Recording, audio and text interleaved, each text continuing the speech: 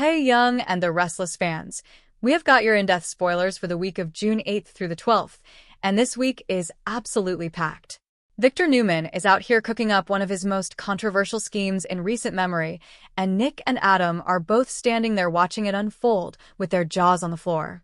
Plus, Nikki is keeping a very serious secret from Victor that could change everything between them, and there is a crossover event, a health crisis, a big return, and about 4 different storylines all hitting at once. It's Belinda from Soap Dirt, and before we break down every single day of drama happening the week of June 8th, please hit that subscribe button if you have not already, because this is not a week you want to catch up on later. Let's get into it.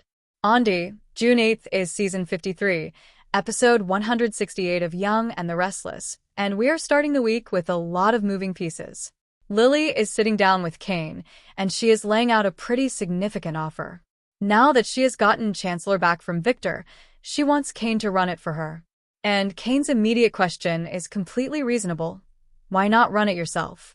And Lily's answer tells you a lot about where her head is. Her passion is at Winters. That is where her heart is, that is where her focus belongs, and she is smart enough to know that you cannot give 2 major companies the kind of attention they each deserve.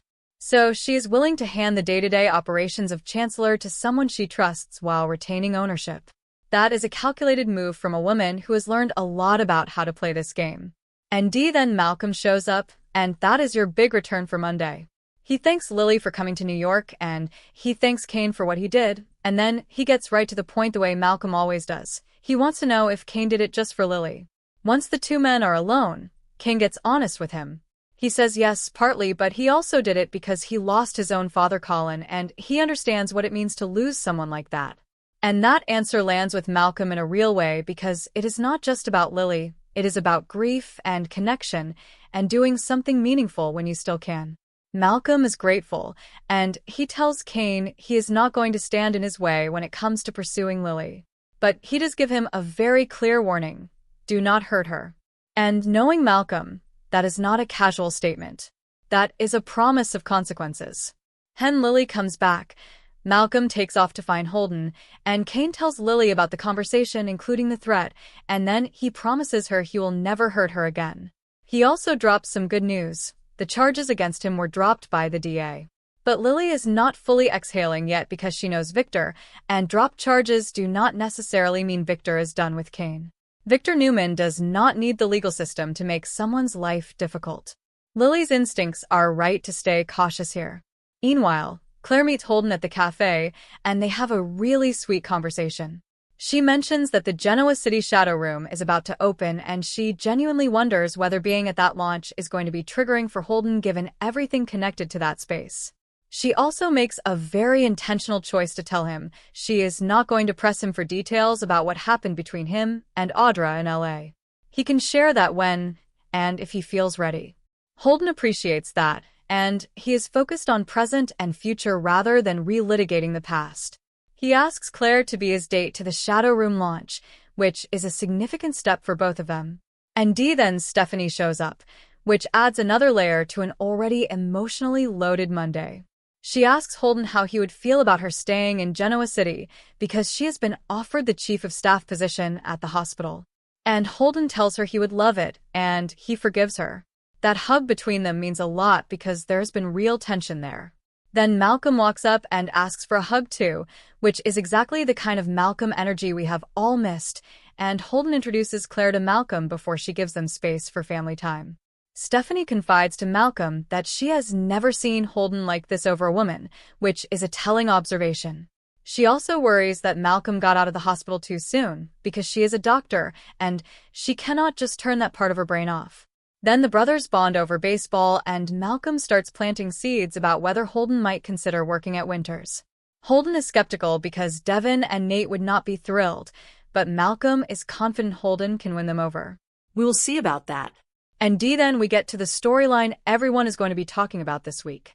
Victor shocks Nick by revealing that Matt Clark is going to be living on the Newman ranch. Not visiting.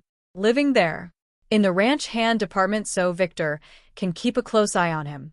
Matt himself wants to know if he will be cleaning out horse stalls, and Victor makes it very clear that is not the plan. The plan is for Matt to get close to Kane, earn his trust, and feed information back to Victor. Matt does not even know who Kane is at first, which tells you how much Victor is running this whole operation like a chess match, where some of the pieces do not even know what board they are on. ATT is genuinely conflicted about this.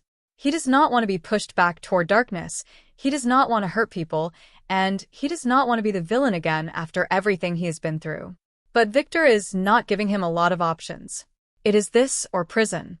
And Nick is pushing back hard because he has concerns that go beyond strategy. He has concerns about Matt being on the property near the kids, about what this plan does to Matt psychologically, and about whether Victor is actually helping Matt reform or just using him as a convenient instrument. But Victor is not hearing it. Victor has decided that Kane helped Phyllis steal his company and that Kane needs to be run out of Genoa City, and in Victor's world, once he has decided something, the conversation is largely a formality. ATT ultimately agrees, which you could see coming because what else is he going to do? He leaves to settle into his apartment, and Adam shows up and Nick brings him up to speed. Adam does not love this either, specifically because Matt being near the kids is a non-starter in his mind. Victor promises security around the clock. Nick points out that without testimony there is no real proof against Matt in Vegas, and Victor can use his influence to deal with the federal drug charges. Nick acknowledges that Matt actually seems genuinely sorry. Victor calls Matt's behavior heroic because he could have run when he had the chance, and he did not. Adam thinks the plan has merit. Nick is not sold because his experience of Matt is fundamentally different from the rest of the family's. Victor is certain this is the best way to find out if Matt has truly changed. And the rest of them are just going to have to get on board whether they like it or not. Tuesday, June 9th on Young and the Restless is season 53, episode 169, and Matt is already telling Victor he is ready to move and wants to know when the Kane operation begins. Victor tells him soon, but first Matt has to head to Maryland for the Beyond the Gates crossover event, so the Kane plan goes on hold while the show does its crossover storytelling. And in the meantime, Noah is kicking off the soft opening of the new Shadow Room. Sharon is there toasting to her son's success, and the energy in that room is a complicated mix of celebration and unease because the Shadow Room concept is one that carries some weight for people who know its history. Sharon gets to spend time with Malcolm and Stephanie at the launch, which is a nice connection point for those characters. Kane and Lily are also there, a little tense given everything that has been swirling around them. Holden and Claire planning to be there, which is their first real public outing as a couple. Audra is absolutely there because Audra would not miss something like this, especially with Noah in the center of it. And Sienna is there as Noah's partner, fully aware of what Audra's presence means and fully prepared to stand her ground. Noah's big night is not going to be drama-free. That much is clear. Tiffany and Malcolm have some unfinished business to sort out on Tuesday, and my read is that this connects to whatever secret she has been keeping related to Holden. She kept something from him, and that has been sitting between them, and now that Malcolm is back and they are in the same space, it is time to deal with it. And Sharon is doing her best to continue avoiding Matt, which is going to get progressively harder given that Victor has essentially given Matt a measure of freedom while keeping him under watch on the ranch grounds and around Genoa City. Wednesday, June 10th is season 53, episode 170 of Young and the Restless, and Kyle and Victoria are agreeing to some kind of ceasefire. Kyle has been genuinely furious with Victoria for the way she has been covering for Victor and excusing his treatment of Jack, and that anger is understandable. But Diane has been found, and she and Kyle and Jack are heading to Maryland for the Beyond the Gates crossover, so there is probably a practical element to clearing the air before they all have bigger things to deal with. Kyle going into a crossover event still carrying that weight with Victoria would just be added noise on top of an already complicated trip. Udra is back at the Shadow Room on Wednesday, still very much circling Noah's orbit, and Sienna is not budging. Sienna can see exactly what Audra is doing, and she is not going to give her an inch. That tension is going to simmer for a while before it boils over, and when it does it is going to be messy for everyone involved. Christine sees Danny differently on Wednesday, and this feels connected to the ongoing Phyllis and Daniel animosity. Something about watching how that situation has unfolded is shifting Christine's perspective on Danny. Whether that is drawing her closer or creating new friction remains to be seen. Thursday, June 11th is season 53, Episode 170, one of Young and the Restless, and Stephanie is entrusting Nate with a secret. Stephanie confiding in Nate specifically is an interesting choice and suggests that whatever she is carrying is something medical or professional in nature, which makes Nate the logical person to bring in. And Nikki is showing up for Nick as he works to stay sober. They're going to an AA meeting together, and that is a genuinely touching dynamic because Nikki knows this road, and she is not going to let Nick walk it alone. That shared history of struggle and recovery creates a bond between them that is different from any other relationship Nick has, and watching Nikki show up for her son this way is one of the quieter but more meaningful things the show is giving us this week. Victor is also making a new business decision that shocks people on Thursday. And since he is supposed to be in Maryland for the crossover by this point, it sounds like he is making calls from a distance, which is very on-brand for Victor because he does not stop running things just because he is physically elsewhere.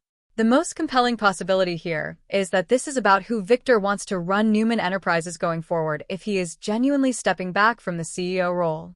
That kind of announcement would ripple out across everyone in that family and in that company, and the reactions would be completely different depending on who he names. Righty, June 12th is season 53, episode 172, and Phyllis is making a phone call to Summer on Friday. And the moment I heard that, my mind immediately went to recast territory. Summer has been absent, and there is a lot of story reason to bring her back right now. Kyle is single. Summer and her mom have real unresolved tension. Audra is chasing Noah and creating friction there. Claire is falling for Holden. There is a genuine opening for a Kyle and Summer reunion story, and a Summer return would slot right into the current canvas in a way that could be really satisfying if done right. Whether this phone call is just a check-in or the setup for return, we will be watching closely. Dan is keeping a close eye on Matt on Friday, which is completely in character. Adam does not trust Matt. Full stop. He is worried about Nick getting pulled back into something painful, he is worried about the kid's safety, and he is genuinely skeptical that Matt's remorse is real enough to hold when things get hard. Adam has seen too many people claim they have changed, and then revert the moment the pressure increases, and he is not prepared to let his guard down just because Victor says everything is under control. And then there is Nikki, and this is the storyline that is going to define the emotional landscape of the show heading into summer. Victor is asking Nikki what is going on with her health, and Nikki is not telling him the full truth. She does not want Victor coming back to her out of guilt or obligation. She needs to know that if they reconcile it is because he genuinely wants to be with her, not because he feels responsible for her well-being. And so she is carrying this alone while the symptoms get worse. More headaches. Vision problems that are becoming harder to dismiss.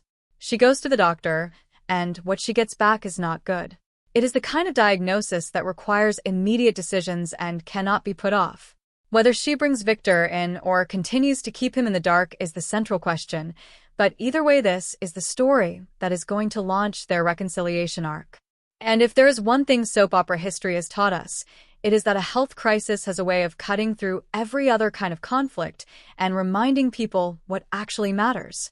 His week has everything. Family loyalty being tested, romantic tension simmering in multiple directions, Victor playing chess while everyone else is just trying to get through the day, and Nikki facing something genuinely frightening largely on her own. Genoa City never slows down, and this week is proof. Thank you so much for listening and for being a loyal part of this community. Follow Soap Dirt wherever you get your podcasts because we are on Apple Podcasts, Spotify, iHeartRadio, and everywhere else you listen. Do not miss the next episode. We will see you then.